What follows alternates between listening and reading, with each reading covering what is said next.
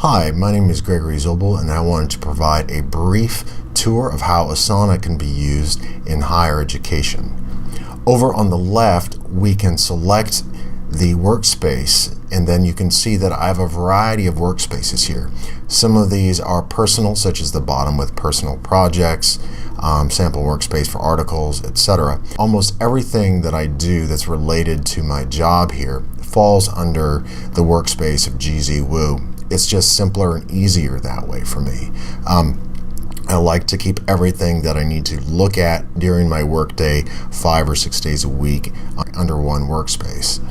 So there's also the inbox over here, where if you have a lot of correspondence or collaboration with other people on your projects, this is a good way to communicate with them actually within the Asana interface, as opposed to having to use email or other messaging services. The section beneath the inbox has the tags and projects with which you've worked most recently, so they are easy to locate.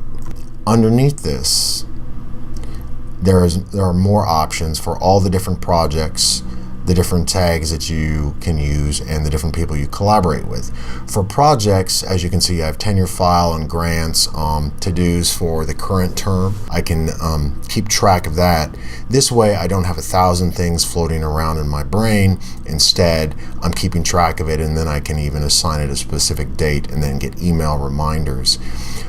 So this is the left-hand navigation column, and so you have seen some of the sample projects and workspaces, and these are some of my tags: numbers for specific courses, blogs, captioning projects, colleagues to collaborate with, etc. All of these things you can sort through the left-hand column.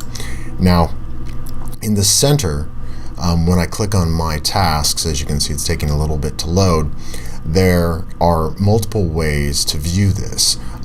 I prefer to sort by date because I want to know what I have to do today, tomorrow, what's past due, etc. You can also sort it by project if you like, and that way it will break it down by grants or my daily to-dos, etc. We can filter the items, and so you could sort out just things related to the committees that you're on or a captioning project. So there are a variety of ways that you can filter things in and out.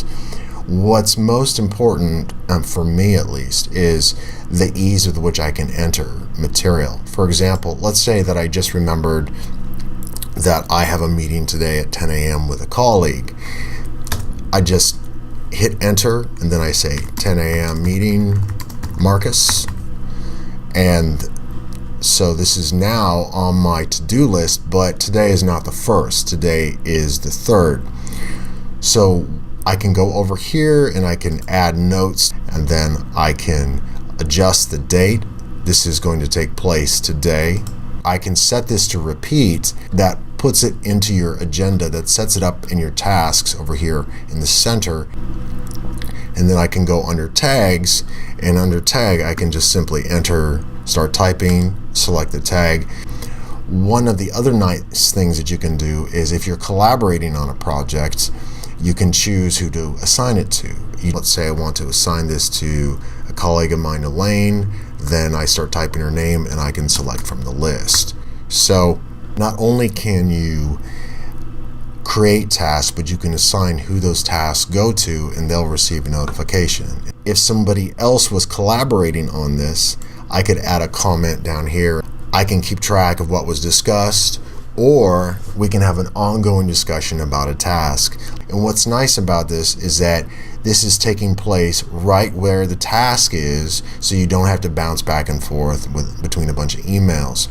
One of the other nice things is that you can also attach a file. So let's say you have a document that you're editing and reviewing. You can attach that specific document to this task.